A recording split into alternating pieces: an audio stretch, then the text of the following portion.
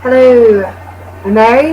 I thought I would do something a little bit different this week with my review of Downton Abbey and post a video review.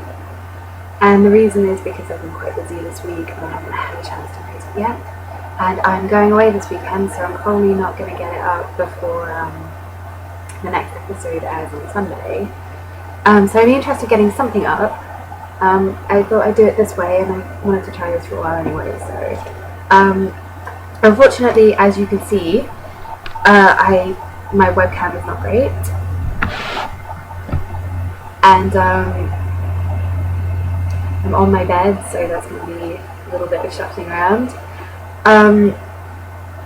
But yeah, I guess I'll just dive right in. As you can see, looking at some notes. So, I guess the first thing that I want to talk about, because I didn't really talk about it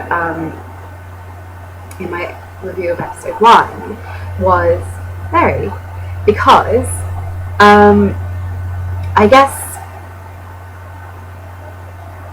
Mary's characterization when I first watched this episode felt a little bit jarring to me, because I had always interpreted her in the first couple of series as a character who was felt almost constrained by the aristocracy and wanted to kind of she was never trying to dismantle it or escape, but she was always kind of straining at the edges of it. But I think that what was going on there was that she was always really rebelling against her the expectations that were placed on her as a woman, her fidelity and her behaviour and all of that. Whereas being part of the aristocracy itself was never really a problem for her. She wanted to be an earl, basically. She doesn't want to be a countess, which is why it doesn't completely come from nowhere for her to basically float the idea that, look, we need to preserve tradition and preserve the aristocracy and look after a place like Downton. That argument did come, at least in part, from the fact that was almost the only tack that she could take, because if she's trying to make an argument for Downton being preserved as it is with the Crawleys in it, then the only line of reasoning that she can take that's not totally selfish is the idea that we need to maintain tradition. But I do think that there is part of Mary herself that does feel like it is her role. If she's going to become a countess and embody everything that a countess is supposed to be, she's going to have to preserve the estate and look after it. And I also think that obviously she wants to protect her father in particular. I mean, she knows that his entire life's purpose, because he stated it to her as a reason why she was not allowed to inherit, was that he's supposed to protect and, look after Downton, and obviously he has failed in that respect. And so she wants to save him from living out the rest of his days as a failure, essentially. But she also wants to take on that mantle for herself as protector, which was, has been an idea that she's probably been inculcated with since she was a child. And so, she's never been the revolutionary who's trying to take apart the aristocracy. And also, can I just point out that it's not actually a dichotomy between Mary getting what she wants and the aristocracy crumbling, because Mary not getting what she wants does not necessitate the aristocracy crumbling. It literally does nothing for that. If Downton falls, it doesn't hurry along the dismantling of the aristocratic social system, which, by the way, lingers on into the modern era, albeit in a much more reduced form. All it does is Downton crumbles. To use a modern example, if one bank goes bankrupt, the entire banking system and all of the corruption that it entails does not necessarily follow. I mean, look at the situation that we're in now. So yes, aristocracy, hugely problematic social structure. However, Mary's never been the character that challenged that in any way, shape or form.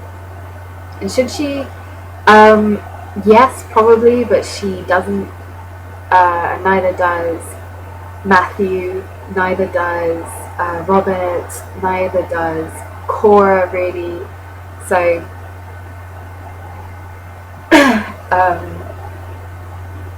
I've lost my train of thought.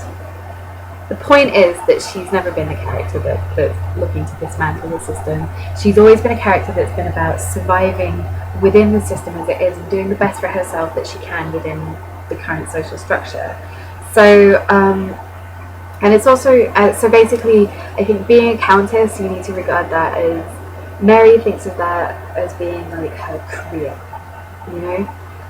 It's her dream job. It's what she's been working towards her whole life. And the friction in her relationship with Matthew, which mostly is coming from Matthew's side. I mean, there's some gentle needling coming from Mary, but not a huge amount.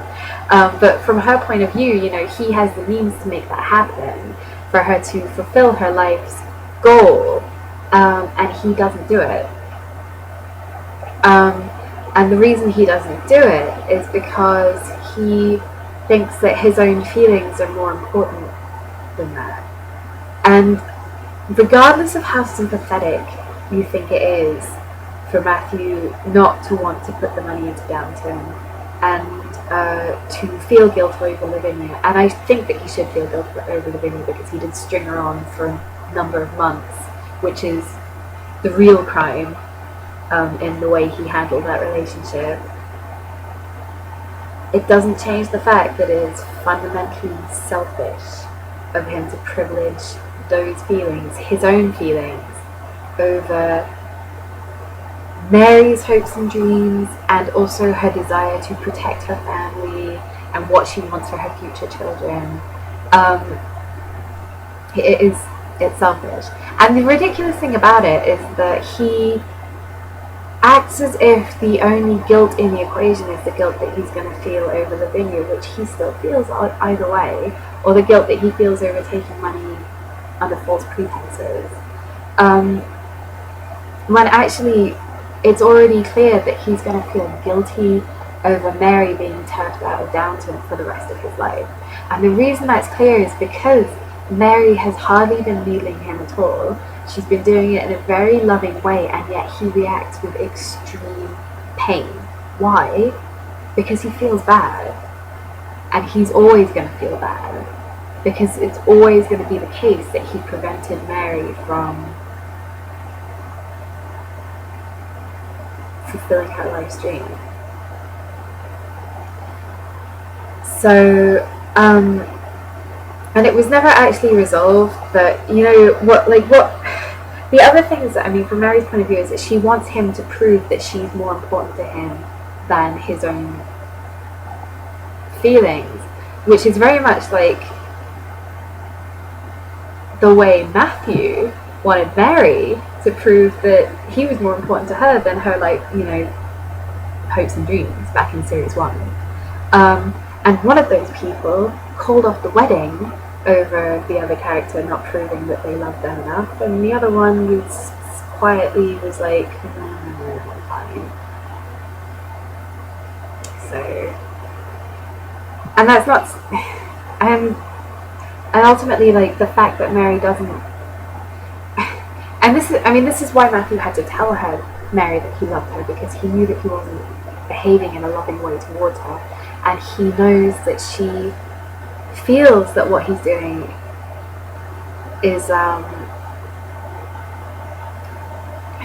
it shows that it's not loving, like he's not behaving in a loving way towards her, and she feels that, and that's why he needs to tell her that he loves her, because there is a real danger of her feeling unloved, or feeling that he doesn't love her enough, because frankly, he doesn't love her as much as he loves playing the martyr. So, and I mean, once again, it is ridiculous to me that he feels more guilt over Lavinia than even William, or anything else that happened during the war, which is almost entirely forgotten as an event by the entire show at this point. So,